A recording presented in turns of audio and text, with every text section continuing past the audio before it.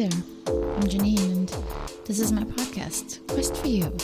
This is episode 274 and this week we've been wrapping up our storytelling series, which consisted of 3 episodes, and today is the second part of identity. Yesterday's episode on identity was pretty heavy. I was reflecting a lot on it and my life as I wrote it. So much of what we accomplish or not accomplish depends on how we see ourselves. It reminds me of this famous quote by Henry Ford that my friend who teaches me how to climb will often tell me when I say that I probably cannot climb the mountain he's taking me to. Whether you think you can or you think you can't, you're right. Our identity is the collection of all our beliefs combined, as influenced by our upbringing, the people in our life, and our environment. But it's not fixed. We are not tied into a mold that we cannot get out of. We can decide at any moment to change course. We can engage in new experiences, meet different people, change our views on subjects if we want. It starts with the not so simple question, who am I? Followed by, who do I want to be? If you don't have the life of the person you want to be, if you don't see the results you wish to see, then whether that's in your love life, in your finances, your education, your work environment, any area of your life where you are working hard, yet you don't see the results, then it's time to revisit your identity. And that's why I decided to add another episode on the topic of identity.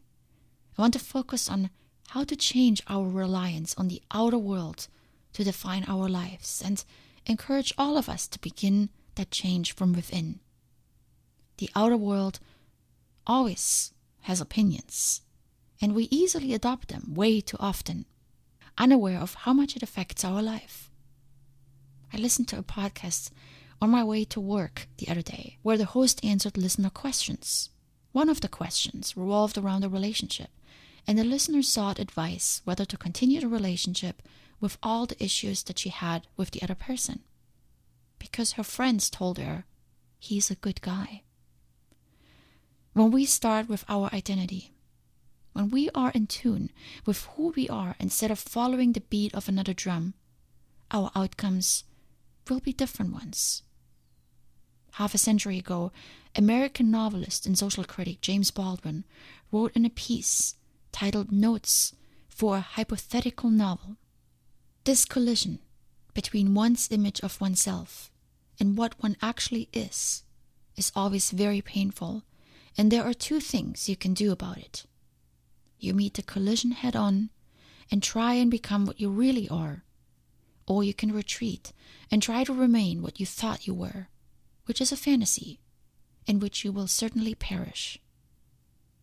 This statement really inspired me. The dilemma of identity as a collision between the internal unconscious identity, who are you, and the outward identity, who do you see yourself as? We often have an image of ourselves that is not accurate. Let's bring to mind the last argument we had with a loved one, a partner or a friend. Something didn't work out. You're trying to meet somewhere or do something together, and it just didn't work out as planned. And an argument ensued. Why are you late? Why didn't you do this? And so on. You feel you made an effort, but so did the other person. And you pull your phone out and to show your evidence, here I texted you at 9:45, and the other person does the same thing. We think we did it all. We communicated, we planned, we showed up. The other person thinks the same. So why didn't things work out? Often, there is a disconnect between how we think we acted, planned, and communicated, and how we actually did. And this is the case for many things in our life. So how can we bridge the 2? How can we not only see ourselves as healthy, wealthy, and happy, responsible, communicative, and kind, and actually be that? How can we start setting the tone for our life? How can we be who we want to be and live a life in sync with our identity. I touched on it yesterday. We need to ask ourselves, what would be the identity of someone who already has what I want? And then we can look for role models. This is why I listen to podcasts. Not just because I like them and I learn from them, but because I am a podcaster and I want to be a better one. I want to learn what others do and what makes them successful. How do they speak, interview, and organize their podcasts that I can learn from? It's not so much about copying what they do, but it's more about understanding their characteristics of successful podcasters and people successful at anything that we aspire to be. What characteristics do they have? Who are they that I am not yet? What characteristics do I need to achieve similar outcomes? We can have all the skills and expertise in the world. My friends often comment on my voice. But my voice alone won't make me into a successful podcast host if I'm lacking the characteristics of one. If I'm not committed or focused, for example, and I don't get my episodes published regularly, then it doesn't matter how cool my voice sounds. People will not listen to sporadic episodes. So if you want to get the results in your life that you're hoping for, then start defining what it takes. Who do you have to be to move from unhealthy to healthy? From constant lack of money to comfort and ease? From miserable and depressed to happy and carefree? From lonely and tired to social and motivated?